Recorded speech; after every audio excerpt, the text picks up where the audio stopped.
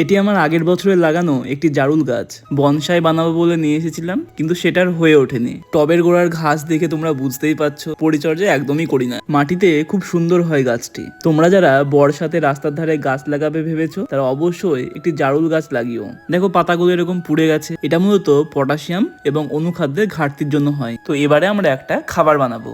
নিয়ে নিচ্ছি 2 মুঠো ভার্মি কম্পোস্ট, সাথে নিয়ে নিচ্ছি 1 চামচ বায়ো পটাশ। ক্যালসিয়ামের ঘাটতি পূরণ করে এই এক্সেল ফার্টিলাইজার। এটা ডিমের খোসাকে গুঁড়ো করেও তোমরা ব্যবহার করতে পারো। নিয়ে নিচ্ছি 1/2 চামচ সালফার বেন্টোনাইট। ফ্যাকাশে পাতা হয়ে যাবে সবুজ। দিন 4 বাদে গাছটিতে একটি মাইক্রোনিউট্রিয়েন্টও স্প্রে করব।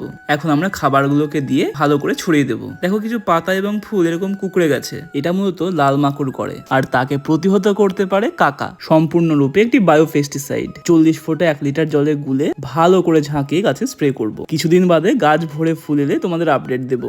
আজকে তবে চলি, আবারও দেখা হচ্ছে কাল।